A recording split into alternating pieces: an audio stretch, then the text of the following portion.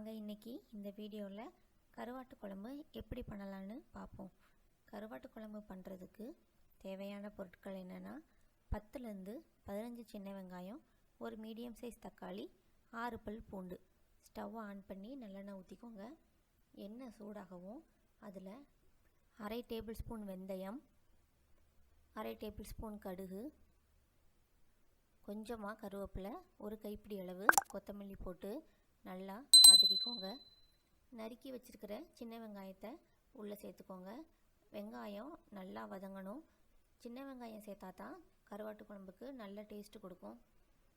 சின்ன வெங்காயம் ஓரளவு வதங்கவும் நம்ம நறுக்கி வச்சுருக்கிற 6 பல் பூண்டை உள்ளே சேர்த்துக்கலாம்.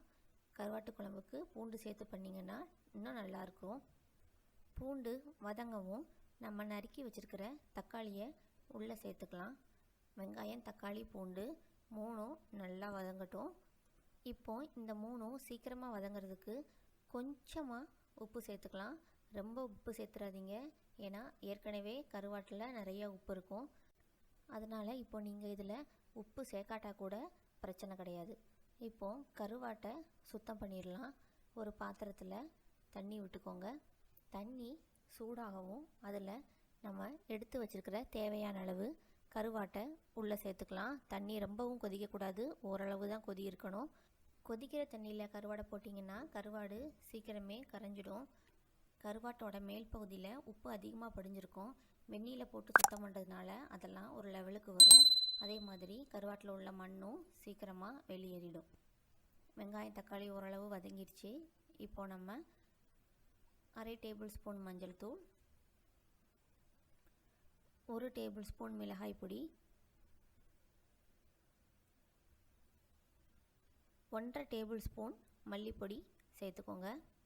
மசாலா வெங்காயம், தக்காளி, வெள்ளைப்பூடோட நல்லா சேர்ந்து வதக்கி எடுத்துக்கோங்க. அரை எலுமிச்சம்பழ அளவு சைஸுக்கு புளியை ஊற வச்சு நல்லா கரைச்சி எடுத்துக்கோங்க. அதை இந்த மசாலாவோட மிக்ஸ் பண்ணிக்கோங்க. தேவையான அளவு தண்ணி சேர்த்துக்கோங்க.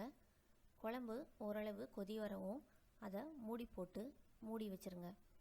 குழம்பு நல்லா கொதிக்கட்டும். கொதித்ததுக்கு அப்புறம் தான் நம்ம கருவாட்டை உள்ளே சேர்த்தாக்கணும். ஏன்னா முதல்லையே சேர்த்துட்டோன்னா கருவாடு குழம்போட கரைஞ்சி போயிடும். குழம்பு நல்லா கொதித்து வருது. இந்த ஸ்டேஜில் நம்ம அடுப்பை சிம்மில் வச்சுக்கோங்க.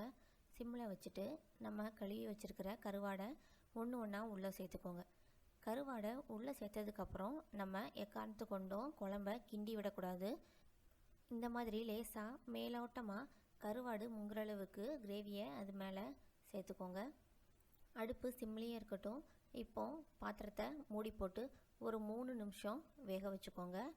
குழம்பு ரெடி ஆயிடுச்சு. கருவாடு பாருங்கள், கரையவே இல்லை, அப்படியே தான் குழம்புல இருக்குது. நீங்களும் இதே மாதிரி செஞ்சு பாருங்கள். செஞ்சு பார்த்துட்டு குழம்பு எப்படி இருந்துச்சுன்னு கீழே கமெண்ட் பாக்ஸில் கமெண்ட் பண்ணுங்கள்.